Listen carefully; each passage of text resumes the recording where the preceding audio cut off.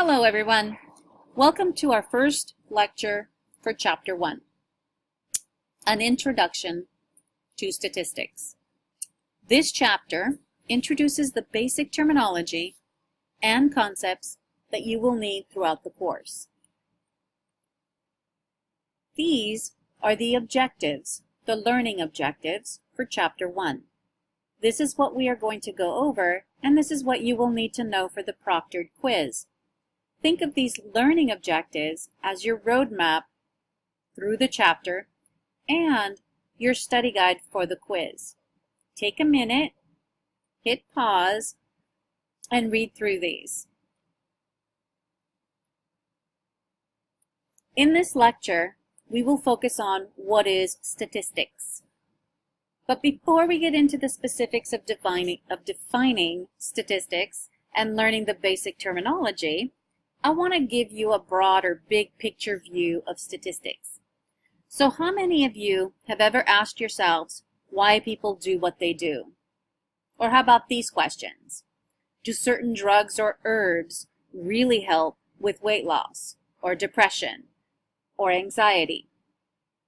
What effect do violent games or violent video games have on children? Why do people help or not help others? Does sleep deprivation affect cognitive functioning? Now, how many of you have taken it a step further to see if there were answers to your questions? For example, using Google or a library database search. I know I've done this quite a few times. Those answers, depending on the source, come from research studies that used statistics. So what is statistics really? Statistics is a branch of math that focuses on designing studies, analyzing data, and translating that data into knowledge and understanding of the world around us. It is the science of designing and conducting studies so that we can collect, organize, summarize, analyze data, and draw conclusions from these data. Now, statistical procedures, or statistics, stats for short, are used to organize, summarize, and communicate data, and then to draw conclusions about the data. So in essence, statistics help us make sense out of data. The way I like to think of it is that the data have a story to tell us, and it's up to us to tell that story. And if someone else is telling us that story, it's our responsibility to determine how accurate the story is.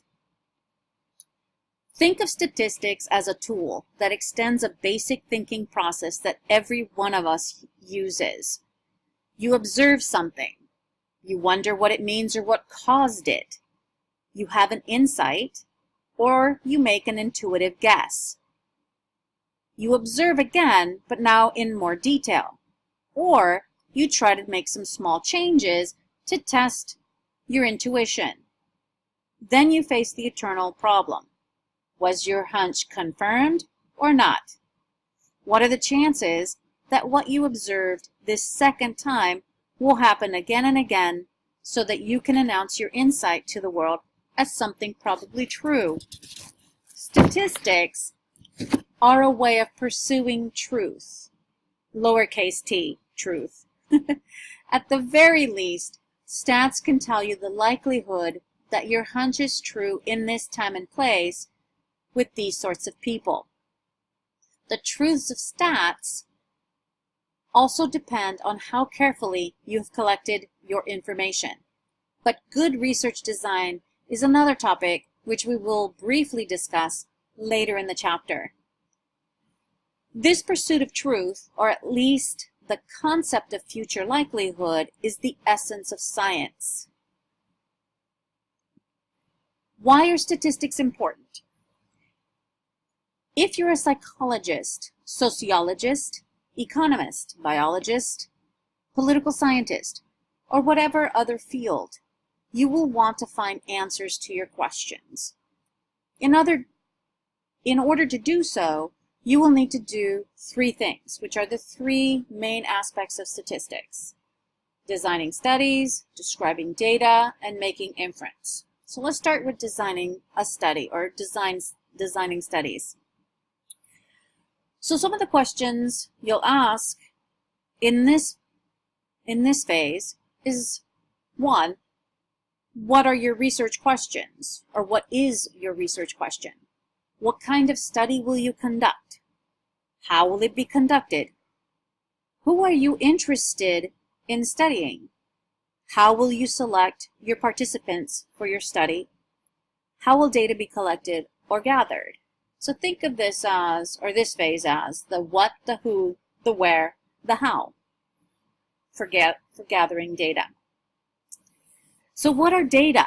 We're talking about data, right? So what are data? Take a minute and try to answer that question.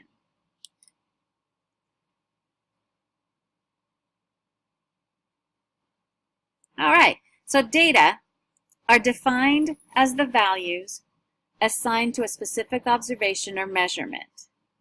So if I'm collecting data on my dog's snoring behavior, I can do so in different ways. I can measure how many times she snores over a 10-minute period.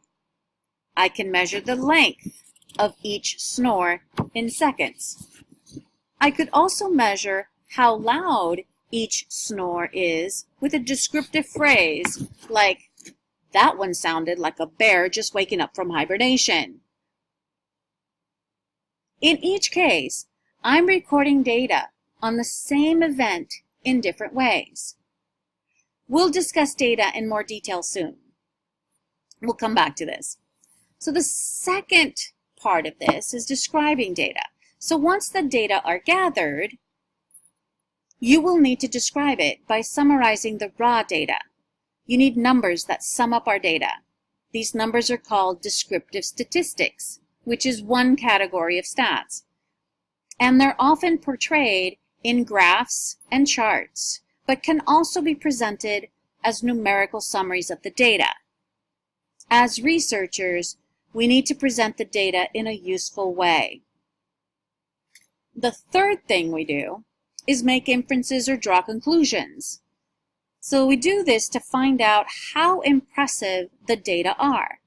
And in order to do that, you will need to use statistical procedures to analyze the data, and inferential statistics, which is the second category of stats. These statistics don't just describe or summarize the data, they allow you to make decisions or predictions based on the data, which is what we really want to do. Yeah, it's great to describe the data, but ultimately we want to be able to predict what's going to happen. So these procedures or these statistical procedures allow you to state how meaningful the findings or the results are. In this class, we will be focusing on number 2, describing data, and number 3, analyzing data and making inferences. Designing studies is the focus of an entirely different class. In our department, or in psychology, it's the Psych 74 research method. So if you want to know more, you can take that class.